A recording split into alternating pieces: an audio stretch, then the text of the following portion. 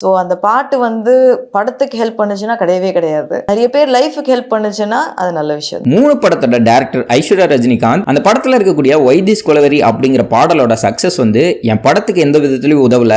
இன்னும் சொல்ல போனா அந்த பாட்டால வாழ்க்கை கிடைச்சவங்க தான் அதிகமே தவிர ஒரு டைரக்டரா எனக்கு எந்த ஒரு ரெகக்னேஷனும் கிடைக்கல அப்படிங்கிற மாதிரி சொல்லியிருப்பாங்க. ஒரு படத்துல இருக்கக்கூடிய பாடல் அப்படிங்கிறது ஆடியன்ஸை தியேட்டருக்கு வர வைக்கக்கூடிய டூல் அப்படிங்கிறது கூட தெரியாம இவங்களுக்கு 30-40 கோடி செலவு பண்ணி யார் படம் எடுக்க வைக்கிறா அப்படின்னு தெரியல.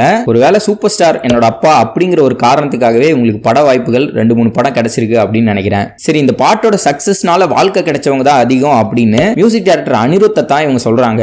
எனக்கு ஃபர்ஸ்ட் 3 அப்படிங்கிற ஒரு படம் இருக்கு அப்படிங்கறது தெரியறதுக்கு முன்னாடியே போனி போ அப்படிங்கிற பாட்டு வந்து எங்க போனாலும் கேட்டுக்கிட்டே இருந்தது. இது ஒரு ஆல்பம் சாங்கோ அப்படின்னு நான் நினைச்சிட்டு இருக்கும்போது தான் 3 அப்படிங்கிற ஒரு படத்துல தனுஷ் சிவகார்த்திகேயன் சேர்ந்து நடிக்கிறாங்க. அந்த படத்துல தான் இந்த பாட்டு இருக்கு அப்படிங்கிறது தெரிய வந்தது. அதுக்கப்புறம் தான் ஒய் திஸ் கொலவெரி அப்படிங்கிற பாட்டு வந்து வேர்ல்டு வைட் ஹிட் அடிக்குது. யூடியூப்லயே ஹையஸ்ட் நம்பர் ஆஃப் வியூஸ் இருந்த பாட்டு இதுதான். இந்த படத்தோட பாடல்கள் சூப்பரா இருக்கு அப்படிங்கிற ஒரே காரணத்துக்காக தியேட்டர் போனவங்க எத்தனை பேர் அப்படின்னு கமெண்ட் செக்ஷன்ல சொல்லுங்க.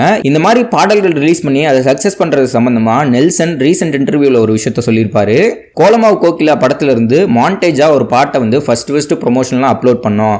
அந்த பாட்டு 1 மில்லியன் அடிக்கிறதுக்கே ரொம்ப கஷ்டப்பட்டுச்சு. பட் அதை நாங்கள் ரிலீஸ் பண்ணோம், அது ஒர்க் ஆகல. நாங்கள் நினைச்ச மாதிரி ஒரு 1 மில்லியன் வியூக்கே தவழுது பாட்டு. இதை வச்சு எப்படி இந்த படத்தை செல் பண்றது அப்படின்னு தெரியாம கல்யாண வயசு தான் அப்படிங்கிற ஒரு பாட்டை வந்து ரெக்கார்ட் பண்ணலாம் அப்படின்னு முடிவு பண்ணோம். அதுக்கப்புறம் தான் அந்த படம் வந்து சின்ன தியேட்டர்ல இருந்து சத்யம் சினிமாஸ் வரைக்கும் அதை வாங்கி ஸ்கிரீன் பண்ண ஆரம்பிச்சாங்க அப்படின்னு சொல்லியிருப்பாரு. இப்போ இந்த ஒரு எக்ஸாம்பிளே போதும் ஒரு பாட்டு எந்த அளவுக்கு அந்த படத்தோட கண்டென்ட்டை மக்கள் கிட்ட கொண்டு போய் சேர்க்கறதுக்கு உதவும் அப்படிங்கிறது. அப்புறம் இன்னொரு டவுட்டு, நீங்க ஒரு பெரிய இன்டென்ஸான டைரக்டர் தானே, அப்புறம் எதுக்கு ஒய் திஸ் கொலவெரி மாதிரியான கமர்ஷியல் பாடலை உங்க படத்துக்கு ரெக்கார்ட் பண்ணீங்க?